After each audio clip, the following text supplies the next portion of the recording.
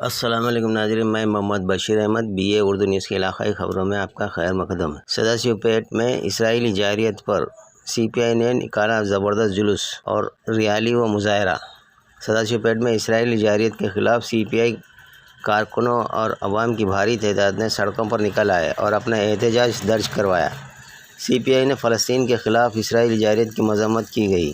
मासूम बच्चों और ख़वातीन के क़त्ल-ए-आम के ख़िलाफ़ शदीद नाराज़गी ज़ाहिर करते हुए गाज़ा पट्टी से फ़ौरी तौर पर दस्तबरदारी की मांग की। CPI ने मुसलसिल 1.5 महीने से जारी संगीन सूरत हाल के बावजूद इसराइल की हरदर्मी पर अपना सख्त नाराज़गी जताई। CPI ने कहा कि मुस्लिम ममालिक की खामोशी पर शदीद अफसोस ज़ाहिर करते हुए और फौरी तौर पर इसराइल को लगाम देने और मासूम शहरियों की हलाकतों को रोकने और नस्ल कुशी पर रोक लगाने का मुतालबा किया गया।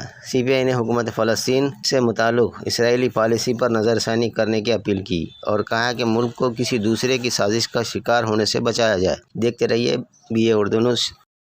जिंदाबाद जिंदाबाद मुर्दाबाद नाटो कूटमी मुर्दाबाद मुर्दाबाद मुर्दाबाद नाटो कूटमी मुर्दाबाद मुर्दाबाद मुर्दाबाद नाटो कूटमी मुर्दाबाद मुर्दाबाद వర్ధిల్లాలి ప్రపంచ శాంతిని వర్ధిల్లాలి వర్ధిల్లాలి శాంతి వర్ధిల్లాలి వర్ధిల్లాలి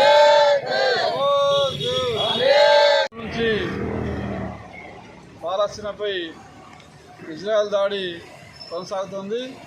ఈ ఇజ్రాయెల్ దాడి ఈ రోజు కాదు, ఈ దాడి పాలస్తీనా ఇజ్రాయెల్ దాడి దాదాపు 100 సంవత్సరాల చరిత్ర ఉంది। అయితే ఎందుకో కాలం తెలియదు కానీ పాలస్తీనాను వశపరచుకోవాలని చెప్పేసి 100 సంవత్సరాల నుండి ఇజ్రాయెల్ వాళ్ళపై దాడి చేస్తూ ఉంది।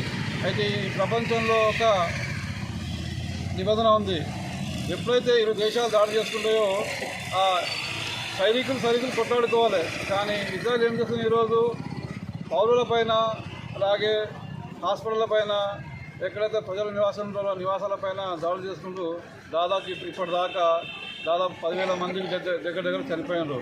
అంటే ప్రపంచ దేశాలన్నీ కేవలం ప్రేక్షక పాత్ర వహిస్తున్నాయి, కొన్ని దేశాలు మాత్రం ఖండిస్తున్నాయి తప్ప ఎక్కడ కూడా గట్టిగా స్పందించడం లేదు। ఇప్పటికైనా మేము CPIగా ఐక్యరాజ్య సమితిని డిమాండ్ చేసేది ఏంటంటే, అయ్యా ఇప్పటికే అక్కడ మరణహోమం జరుగుతూ ఉంది, పిల్లలు ప్రజలు వృద్ధులు చనిపోతూ ఉంది।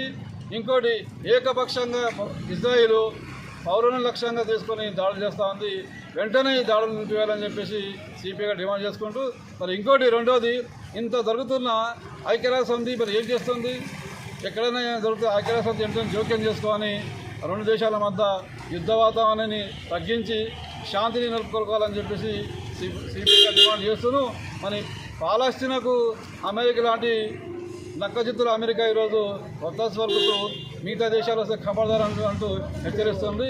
దీన్ని ప్రపంచ దేశాలు కూడా ముక్తంగా ఖండిస్తూ, అలాగే మన CPI పార్టీ కూడా ఇలాంటి దాడిని పూర్తిగా ఖండిస్తూ ఉంది।